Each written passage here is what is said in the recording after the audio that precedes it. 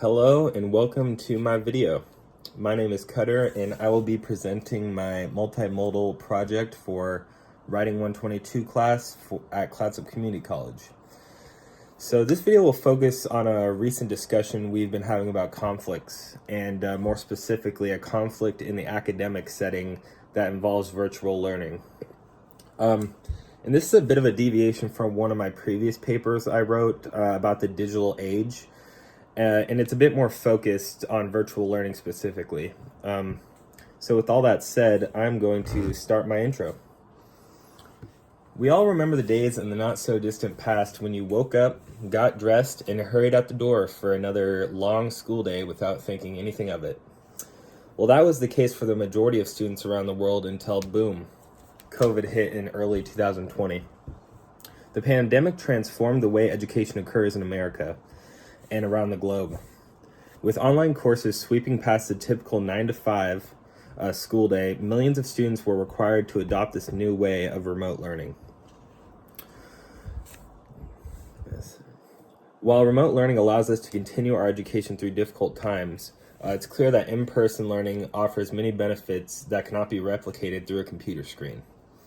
Since each and every one of us values our education and the education of our children, if we have them, I'm going to tell you why remote learning should be limited at all costs.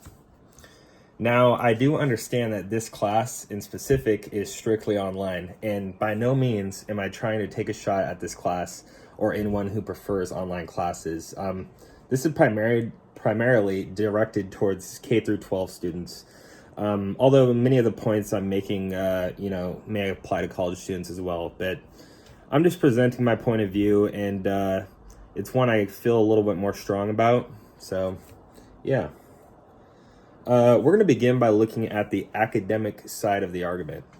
So, virtual learning limits academic growth. We're going to start with engagement. One thing that I have had trouble in with remote learning is paying attention and staying involved when all my mental stimulus is coming from my computer. According to a study published in the Journal of Educational Psychology, students who received in-person instruction were more engaged than those who received online instruction. The study found that in-person instruction was associated with higher levels of behavioral, cognitive, and emotional engagement. Next, we're going to talk about lack of group work.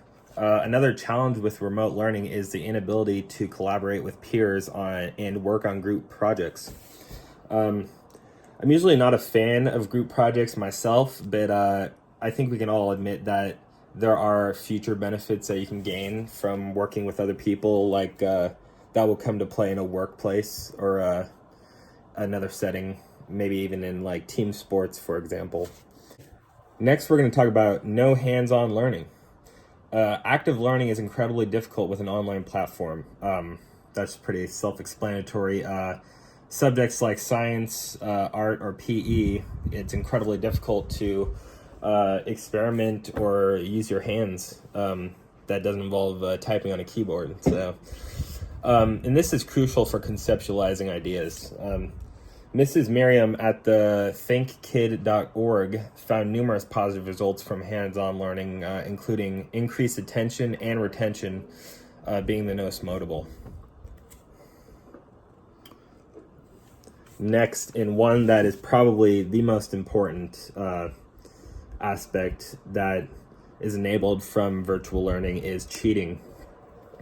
According to Snia Day at NPR.org, cases of academic misconduct at universities have increased anywhere from 50 to 300% since the transition to online during the pandemic. And this was as popular, if not more popular, in high school and grade school. So remote learning opens the door to cheating. And these numbers are just reporting on the known cases. With Google at your fingertips, looking up an answer during an exam or sending quiz answers to your friends is virtually impossible to prevent. This helps no one learn, and students pay the price. Also, something that's been getting increasingly more popular over the last year or two is like ChatGPT. You could just type in your essay prompt and the AI will spit out an essay within 30 seconds. and you gain nothing from that, and it's incredibly dishonest, and nobody wins from that scenario. So now that you guys understand the academic downside, which I only tapped into a couple, let's dive into the social and mental aspects. So lack of social interaction. This one's a little more self-explanatory also.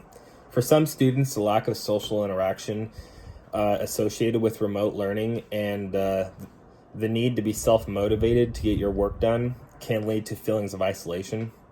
For many students, not having enough interaction with professors and peers is among the biggest challenges of studying online and passing their courses. And among students in elementary and middle school, playing and talking with friends is crucial at that age, and development is important in their social skills later in life. So next, mental health. This is always going to come up in one of my papers somehow, but it's incredibly important topic. According to a study by a research team at the NIH.gov, anxiety and depressive episodes skyrocketed among students with transitions to remote learning during the pandemic. And some people might say that the pandemic's kind of winding down, and more and more people are going back to normal, and people are going back to school. But you'll still see it everywhere in the country.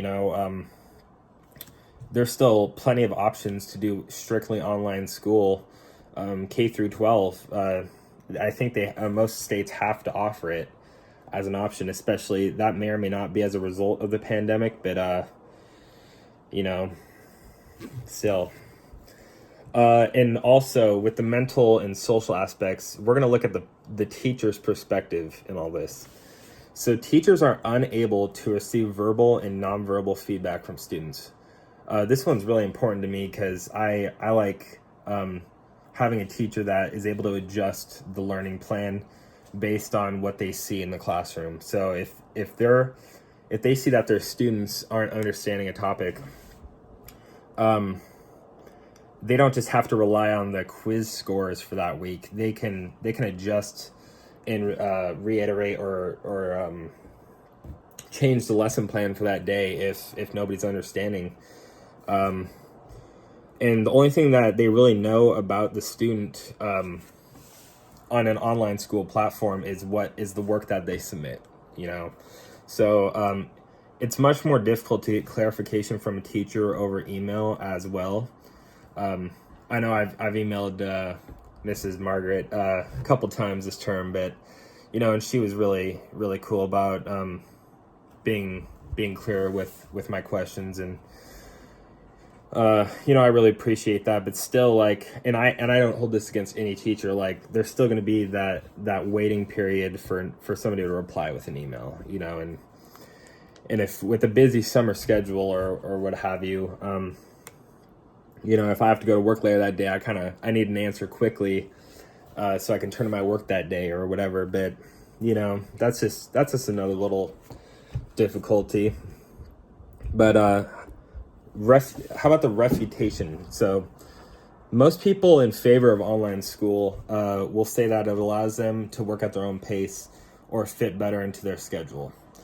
And this is definitely the strongest point for online learning. Except I will say that the routine and structure of in-person learning helps students develop time management skills and a sense of accountability for their own learning. For many students, there's a lack of discipline in sticking to a schedule for their online classes. I'm definitely guilty of this.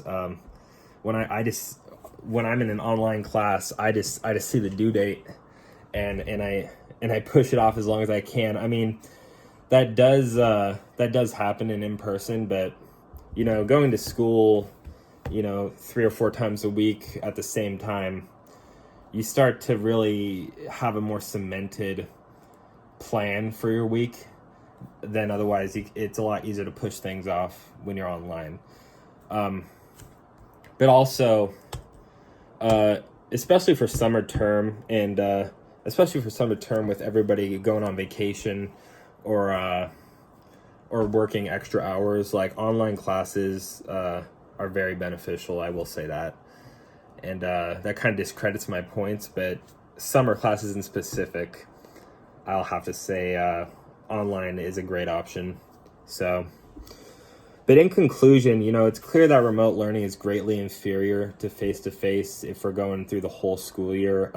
We have discussed the academic consequences of online education with regards to engagement, lack of group work, and hands-on experiences, as well as the enabling of cheating. On the social and mental side, we looked at how remote learning impacts social interactions and mental health of students. Teacher and student interaction regarding questions and clarifications suffers as well. In-person learning provides so many beneficial qualities that you don't get from being online. Remote learning served its purpose during the times of the pandemic, and even though it was becoming more popular before the pandemic, I think it's time to leave this style of learning in the past. And that's my final words. I hope you enjoyed the video.